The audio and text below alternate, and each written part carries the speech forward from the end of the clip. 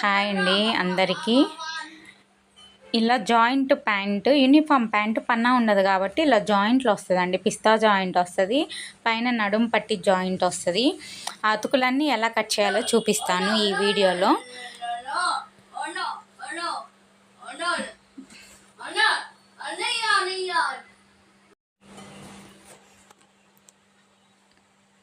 First pant బిట్టిన మనం ఇలా పన్నా వేసేసుకోవాలండి. ఓపెన్స్ ఎప్పుడు బయట వైపుకు ఉండాలి, జాయింట్ మన వైపుకు ఉండాలి. మడత అనేది మన వైపుకి, ఓపెన్స్ అనేది బయట వైపుకు ఉండాలి. ఇది పిస్తా లూజు.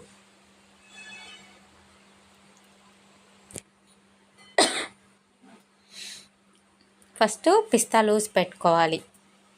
పిస్తా లూజు అలా క్లాత్ కంటే బయటకు వచ్చింది కాబట్టి అక్కడ గీత గీసుకోండి. చాలామందికి ఎలా గీసుకోవాలి అర్థం కాదు. మనం ఎగస్ట్రా అదే క్లాత్ అనుకోండి, అంతవరకు క్లాత్ ఉందనుకోండి, ఇలా మార్కింగ్ చేసి స్క్వేర్ బాక్స్ గీసేయాలి. ఆ స్క్వేర్ బాక్స్లో నుంచి పిస్తా పొడవు అవి పెట్టుకోండి. ఆ పిస్తా పొడవు అక్కడ దాకా, అదంతా క్లాతే అనుకోండి కాసేపు.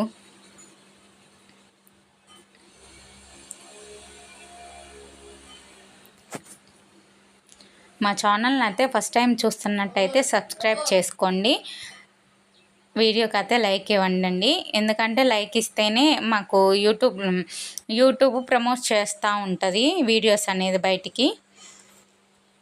ఇప్పుడు బారు పొడవు జస్ట్ పిస్తా పొడవు పెట్టేశాను వెడల్పు, ఇంకా బారు పొడవు. పైన నడుము వచ్చేసి అది నడుం బిట్ అనేది వేరుగా పెట్టుకోవాలండి. ఇక్కడి నుంచి కాలు కింద వరకు, అక్కడ వరకు మనం లైన్ డ్రా చేసుకోవాలి. మిగతా కిందదంతా ఏం చేయాలంటే మడతల్లోకి ఉంటుందని వదిలేసుకోవాలి. మనం కింద మడత వేస్తాం కదా, బకరం వేయచ్చు, మడత వేయచ్చు, ఏది కావాలంటే అది. ఆల్రెడీ యూనిఫామ్ ప్యాంట్స్ మందంగా ఉంటాయి కాబట్టి కింద బక్రం అవసరం లేదండి. ఆ బక్రం వేస్తే ఇంకా స్టిఫ్గా ఉంటుంది ఒత్తుకుంటూ. ఇప్పుడు అలా క్రాస్గా డ్రా చేసుకోండి.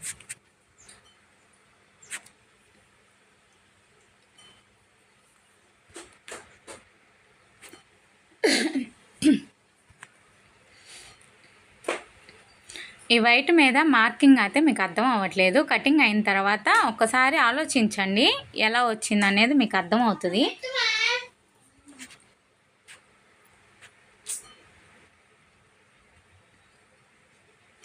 అదేమో పిస్తా పొడవు, ఇదేమో క్రాసు, కింద పాటు వరకు కాళ్ళది వచ్చేసింది. ఇప్పుడు స్ట్రక్చర్ కాడ నడుం పట్టి లాగేస్తాం కదా, అదనేది మనం వేసుకోవాలి.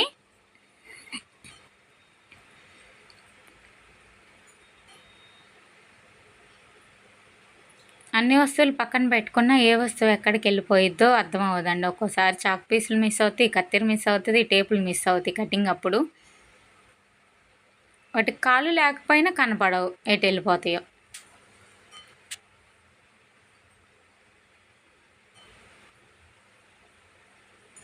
ఎప్పుడైనా ప్యాంటు బిట్ అనేది డ్రెస్ మెటీరియల్కి వచ్చినంత పన్నా అయితే ప్యాంటు బిట్లకి రావు. యూనిఫామ్ ప్యాంట్స్కి కంపల్సరిగా జాయింట్ పడతాయి. చాలామంది జాయింట్ ఎందుకు పడతాయి అంటారా, పన్నా వెడల్పు ఇవ్వడండి, అందుకనే పడతాయి. మాకు ఎగస్ట్రా పని పెట్టుకోవడం మాకేం ఇష్టం ఉండదు కదా. ఇప్పుడు నడుం బెల్ట్ అనమాట, నడుం పట్టి అనేది అంత ఉండాలి. ఇదంతా పొడవు పెట్టుకోవాలి. పైన ఈ కొంచెం మనం నాడా ఎక్కించుకోవడానికి ఆ అంచు అనేది మడతేసుకొని కుట్టుకోవాలి. యాస్టీస్ అలా పెట్టేసాం కాబట్టి కొంచెం ఒక 2 ఇంచెస్ లూజ్ పెట్టుకొని మనం లైన్ డ్రా చేసుకోవాలి.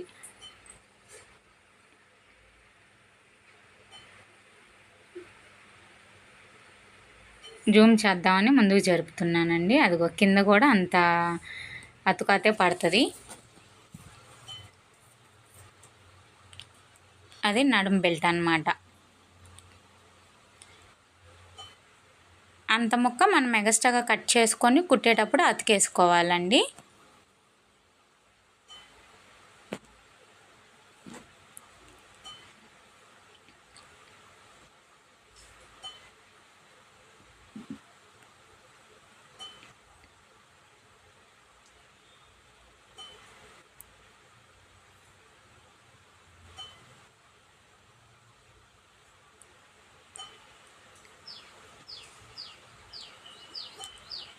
ఈ కొంచెం మనకి జాయింట్ పడుతుంది అన్నమాట. నేను ఎందుకు ఇలా బాక్స్ గీసి చూపిస్తున్నానంటే అది ఎంత ముక్క మీకు జాయింట్ పడిద్దో అర్థం అవడానికి అయితే అలా గీసానండి. ఇంకే ప్యాంటుకి జాయింట్ పడదండి, ఒక యూనిఫామ్ ప్యాంట్స్కే పడతాయి.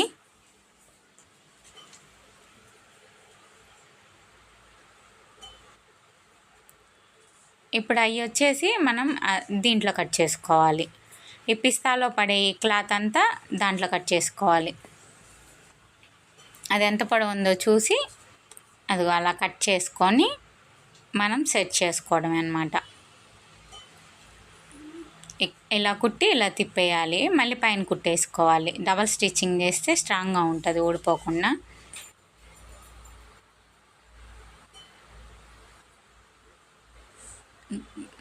పీసులన్నీ అయితే ఎతుకుతున్నానండి వీడియోకి పెట్టాలని.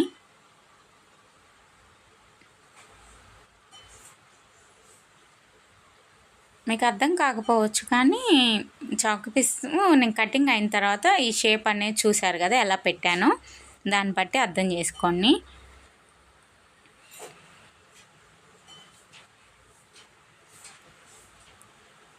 ఈ వీడియో నచ్చినట్టయితే లైక్ చేయండి ఫ్రెండ్స్, సబ్స్క్రైబ్ చేసుకోండి.